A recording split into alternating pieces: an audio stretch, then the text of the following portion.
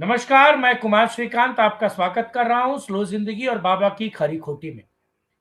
दरअसल 6 और 7 की दरमियानी रात 6 और 7 की दरमियानी रात में दिल्ली का तुर्कमान गेट है। दिल्ली का तुर्कमान गेट यानी कि जो दिल्ली में रामलीला मैदान है, दिल्ली का रामलीला मैदान, और दिल्ली के रामलीला मैदान के जस्ट साइड में तुर्कमान गेट है।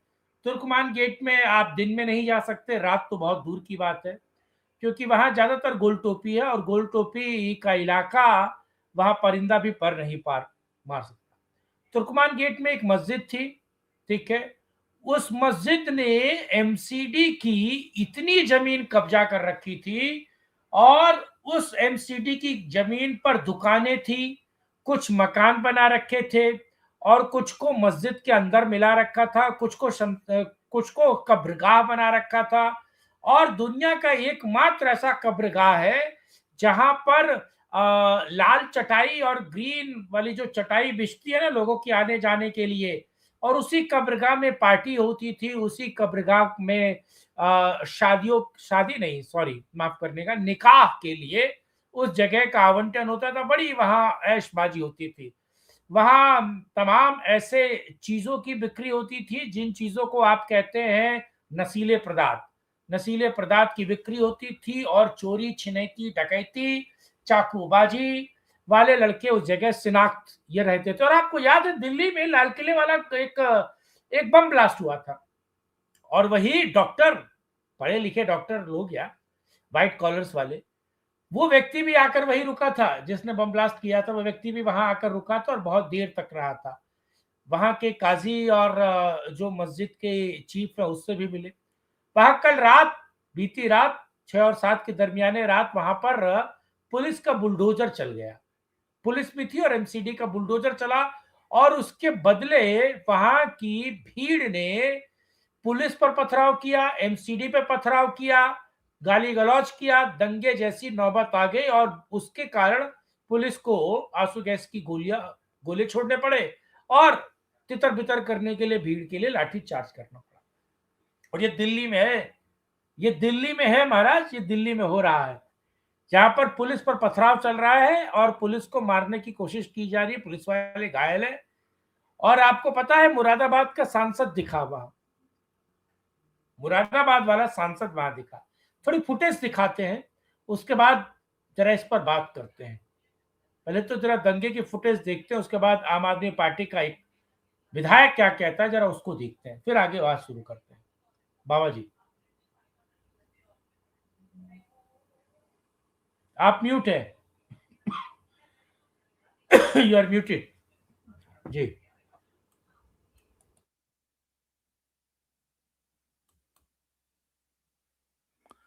ये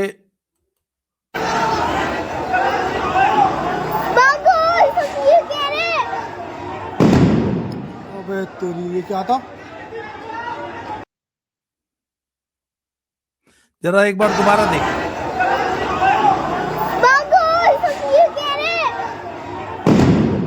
अबे तेरी, ये क्या था?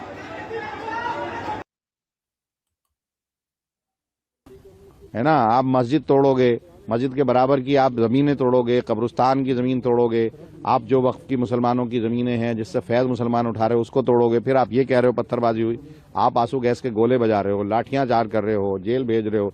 ऐसा क्या मुसीबत आ गई इतनी ठंड में रात को 2 बजे?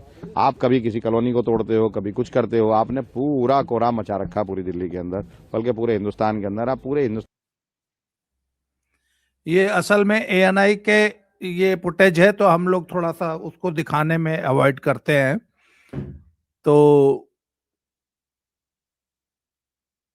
श्रीकांत भाई, मैं जरा दर्शकों को एक बात बता दूं, ये तुर्कमान गेट जो आज बड़ा चर्चित हुआ है, और तुर्कमान गेट से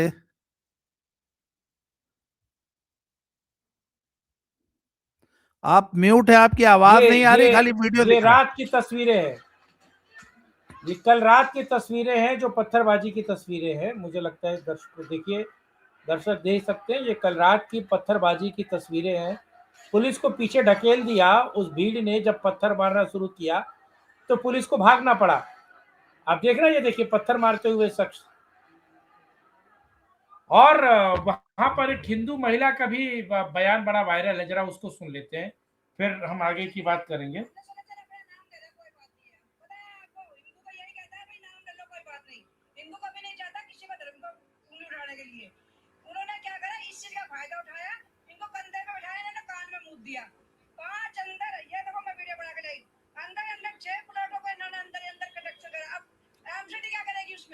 एमसीडी को तो पता ही नहीं है ना इस चीज का, अंदर ही अंदर काम चल रहा है, अंदर अंदर काम चल रहा है, मतलब क्या है रहने के लिए। और ये सारी में बना दी है।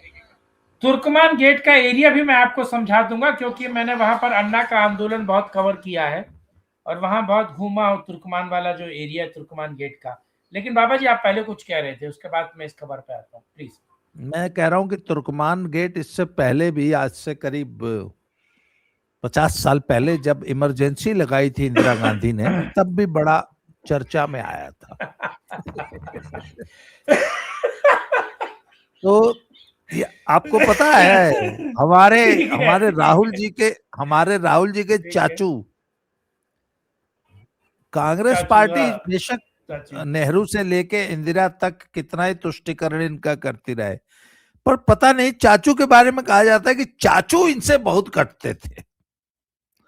और चाचू जो है वो एकदम हिंदू माइंडेड थे, और चाचू ने आदेश दिया था 1975-76 की बात है ये, श्रीकांत भाई, तब तो आपका जन्म भी नहीं हुआ था, पर मैं हालांकि बहुत छोटा था, पर मैं तुर्कमान गेट के किस्से तब से सुनते आ रहा हूं। और ये एनक्रोचमेंट हटाने की ड्राइव की शुरुआत संजय गांधी ने की थी, तब भी ऐसे ही एनक्रोचमेंट हटाई गई थी। अभी जो क्योंकि उनकी एक गर्लफ्रेंड, नहीं, उनकी एक गर्लफ्रेंड उस रास्ते से आ रही थी, उसे मलिन बस्ती दिखी, तो उसने जाकर संजय से कहा कि यार ये क्या दिल्ली के मखमल की उस पर टाट का पैबंद लगा हुआ है, इसको हटाओ, रातों रात साफ करो। खबर तो ये है ना, दरअसल खबर तो ये थी जी। नहीं, उतना ही नहीं है, उतना ही नहीं है। आपको मालूम है संजय गांधी का एक 20 सूत्री कार्यक्रम था इमरजेंसी के दौरान, तो उसमें था कि वो नसबंदी बहुत तेज करवा रहा था। तो लोगों ने कहा कि साहब नसबंदी तो अब हिंदुओं की, सिर्फ हिंदुओं की होगी, मुसलमानों की तो हो नहीं सकती। क्यों? क्योंकि उनके दिन में तो नसबंदी है नहीं। तो क्या हुआ कि ये जो हमारी अमृता सिंह जो एक्ट्रेस है बीते जमाने की, इसकी मां थी, वो भी बताते हैं कि संजय गांधी की सहेली थी। तो इसकी मां की ड्यूटी लगाई गई कि तुम जाओ और समझाओ। तो इसकी मां ने वहीं तुर्कमान गेट के इलाके के एक मौलवी साहब को पकड़ा। उसने बोला कि साहब मुसलमानों में तो परिवार नियोजन जैसी चीज है नहीं, तो आप इनको कैसे, हम इनको समझाएं? तो मौलवी साहब बोले साहब ऐसे कैसे नहीं है, परिवारों में परिवार नियोजन है, हाउ टू अवॉइड प्रेगनेंसी। बोला वो कैसे? तो उसने हदीस पढ़ के सुना दी कि छोटी अम्मी जब 6 साल की थी तो 6 से 9 के बीच में अब्बू जो है उनको जो है अपने साथ सुलाते थे, एकदम जैसे बापू सुलाते थे अपने साथ। दो बिरमचर्र के प्रयोग करते थे ना बापू, हमारे बापू, आओ आप कांग्रेसियों के बापू बिरमचर्र बिरमचर्र के प्रयोग करते थे। 2 लड़कियों को आज बापू होते तो बाई गॉड पॉक्सो लग जाती बापू पे। तो बापू 2 अगल बगल सुलाते थे एकदम निर्वस्त्र, और बिरमचर्र के प्रयोग करते थे। तो उसी तरह हुजूर भी सुलाते थे और जांघों पे हाथ फेरते रहते थे और जांघों पर ही इजैकुलेट कर देते थे। तो हाँ, जांघों पर 6 साल की अम्मी पे, छोटी अम्मी पे इजैकुलेट अच्छा, कर देते एप्स्टीन थे। फाइल तो उन पर बननी चाहिए थी, अगर सुनिए दरअसल सुनिए, देखा जाए। हाँ, अरे अरे भाई, अरे सुनो यार, आप कहाँ एप्स्टीन फाइल पे चले जाते हैं। तो इसको नाम दिया गया अजल। तो उस मौलवी ने समझाया कि यह भी तो एक प्रकार का परिवार नियोजन ही था, क्यों? इसलिए ये आप कैसे कह सकते हैं कि इस्लाम में परिवार नियोजन हराम है। तो सब 3 पेज की, सुनिए, 3-4 पेज की एक बुकलेट छपवाई गई, जो पूरे इसी तुर्कमान गेट और पूरी पुरानी दिल्ली और जामा मस्जिद में सब में बंटवाई गई, और कुछ लोगों की जबरदस्ती नसबंदी भी कर दी थी पकड़ के चाचू ने। तो ये तुर्कमान गेट तब से जो है कुख्यात है। आए समझ रहे हैं आप? तो अब जो है, अब एमसीडी को हाई कोर्ट ने आदेश दिया है कि तुर्कमान गेट पे जो मस्जिद है, उस मस्जिद का नाम भी बहुत प्यारा, बड़ा खूबसूरत नाम है, फैज इलाही मस्जिद। उसके पास, सुनिए सुनिए, ऑर्डर क्या था, मस्जिद के अगल बगल जो अवैध एनक्रोचमेंट है उनको हटाना था, मस्जिद को हटाने का नहीं था। और कल लोगों में कुछ गलतफहमियां फैलाई गई, मस्जिद पर बुलडोजर नहीं चला है, मस्जिद के अगल बगल जो दुकानें, कुछ क्लिनिक्स, कुछ ऐसे जो अवैध कंस्ट्रक्शंस हो गई थी, उनको हटाया गया है। फिर रात में 1 या 1:30 बजे ये कार्रवाई शुरू हुई, तो लोग आ गए तो उनको भगाने के लिए पथराव उथराव हुआ, तो उनको भगाने के लिए आंसू गैस के कुछ गोले वोले छोड़े गए हैं। तो ये रिपोर्ट है। अब आगे आप बताइए।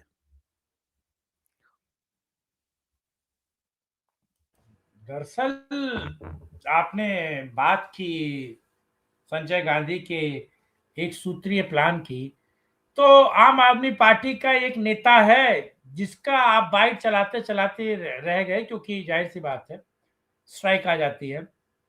आपको पता है उसके पापा, मतलब उसके जो अब्बू जान थे, उनका भी हुआ था, आप जानते हैं, उनका भी हुआ था, लेकिन होने के बावजूद उसकी पैदावार हो गई है। आपको पता है कि नहीं?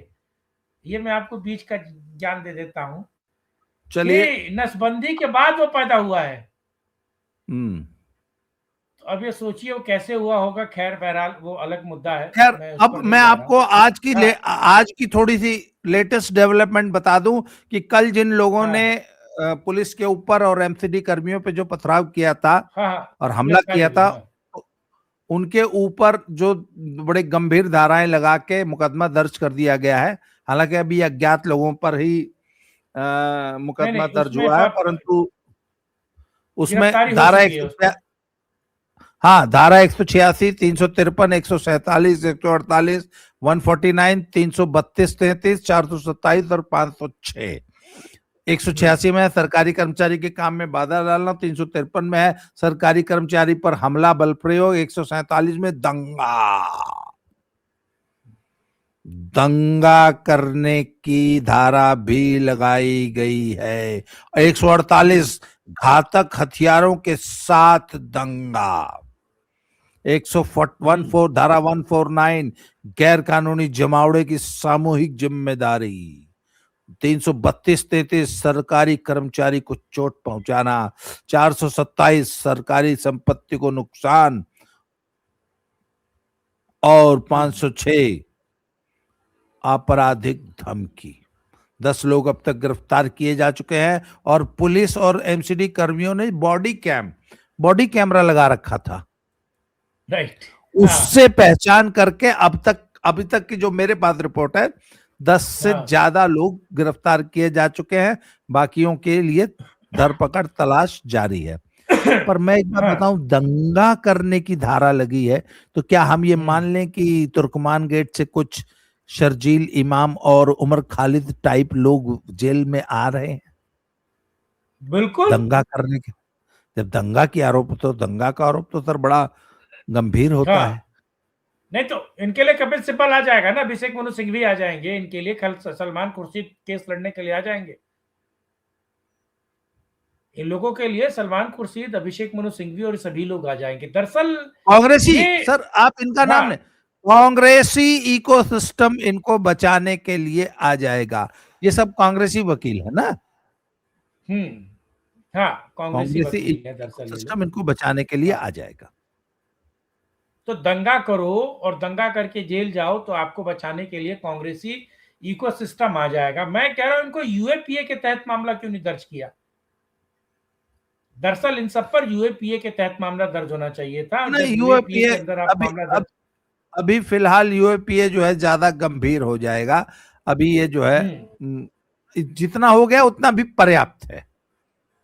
लेकिन बड़ा सवाल ये है कि आप मान लीजिए सरकारी संपत्ति को लूट रहे हैं, सरकारी संपत्ति का इलीगल इंक्रोचमेंट कर रहे हैं, आप वहां पर प्लॉट काट रहे हैं, अंदर अंदर वहां पर मतलब आप सोचिए कि आप वहां जेब कतरे, नशेंची और ये अफीमची इन सबको रख रहे हैं, चिट्टा पीने वालों को रख रहे हैं, आप वहां पर तमाम ऐसे अवैध काम कर रहे हैं, वहां पर दुकानें बनाकर उसको किराए पर दे रहे हैं, सब कुछ कर रहे हैं, और उसके बाद जब पुलिस और एमसीडी आपको नोटिस देती है कि साहब इसको खाली करो, इसको खाली करो, तो आप एमसीडी के खिलाफ बवाल काट देते हैं। आप एमसीडी और पुलिस वालों को मारने की कोशिश करते हैं। यानी कि क्या ये उनके बाप की जगह है? मैं बड़ा सवाल पूछ रहा हूं, क्या ये उनके बाप की जगह है, पंचर पुत्रों की? नहीं आपको पता देखिए, है कि क्या मैं नहीं?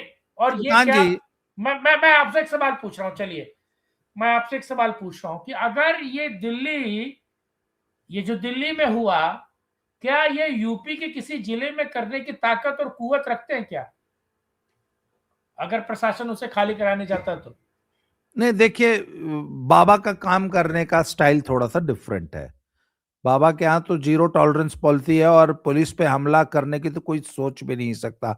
अब तक तो पता नहीं कितने घरों पे बुलडोजर चल गया होता।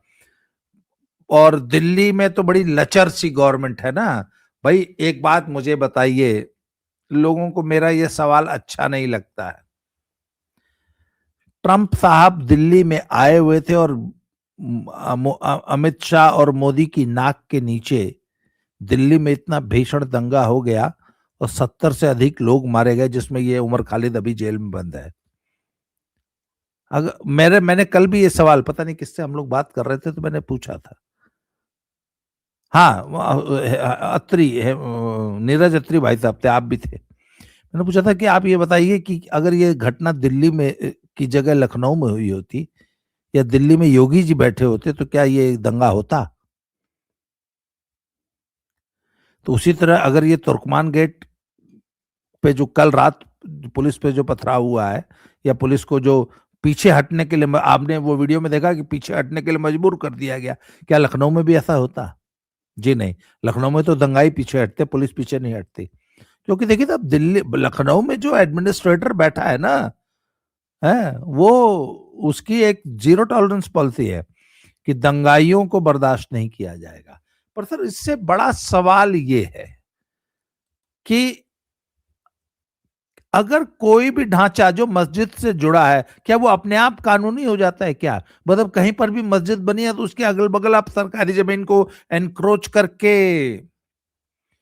आप दुकानें बना लेंगे, शोरूम बना लेंगे?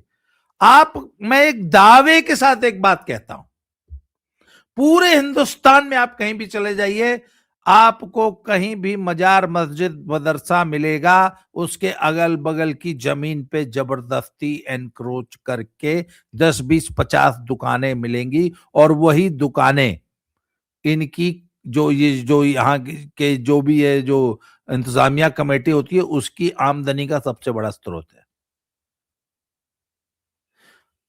मैं आपको बताऊं कि सर, संविधान में अनुच्छेद 25 है, हर नागरिक को अपना धर्म के पालन करने की आजादी है। पर उसमें एक लाइन ये भी तो जुड़ी हुई है ना कि यह आजादी पब्लिक ऑर्डर, मोरालिटी और लॉ के अधीन है। आप अपनी मर्जी से कुछ भी नहीं कर सकते हैं।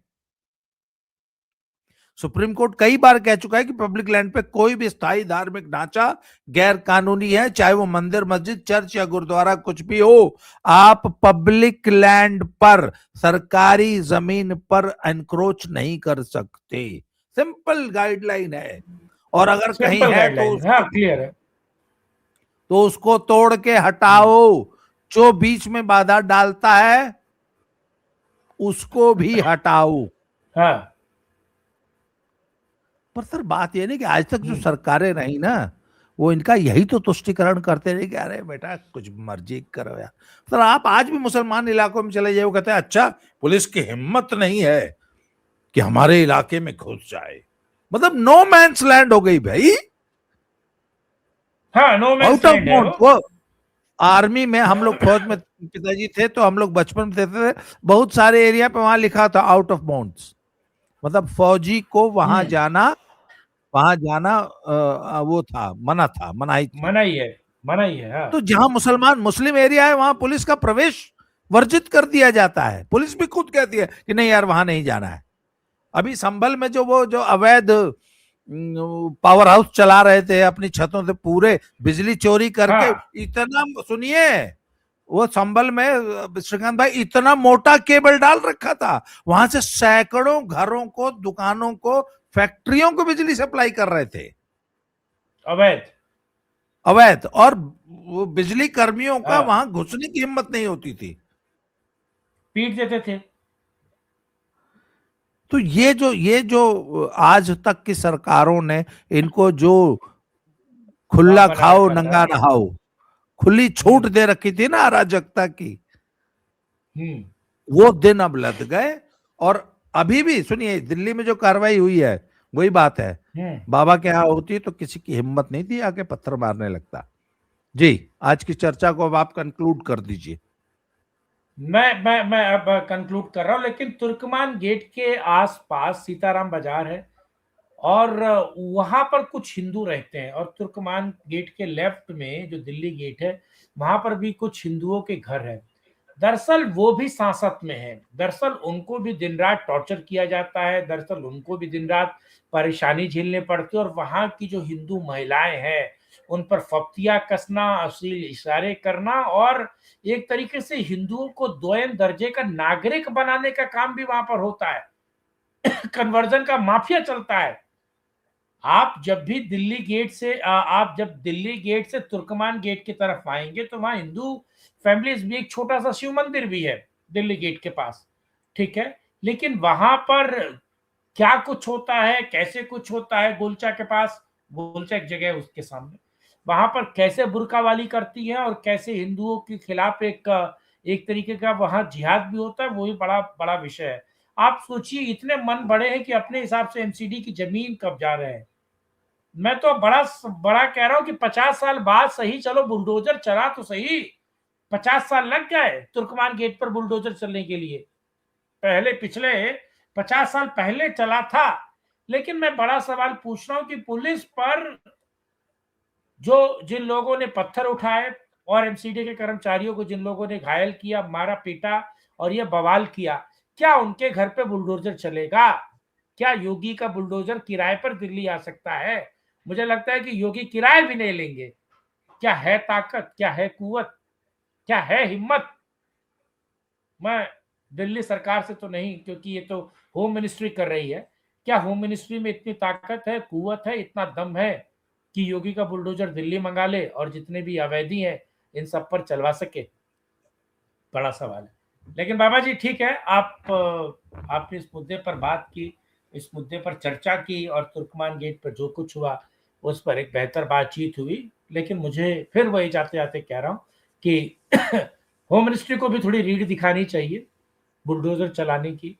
वो तो कोर्ट नहीं, का आपने ऑर्डर था कहा तो ना आप बाबा का बुलडोजर चला रहे हैं। बुलडोजर, हाँ सर आपने कहा ना बाबा का बुलडोजर दिल्ली आएगा, बाबा का बुलडोजर दिल्ली नहीं आएगा, अब तो बाबा ही दिल्ली आएंगे, बुलडोजर साथ आएगा।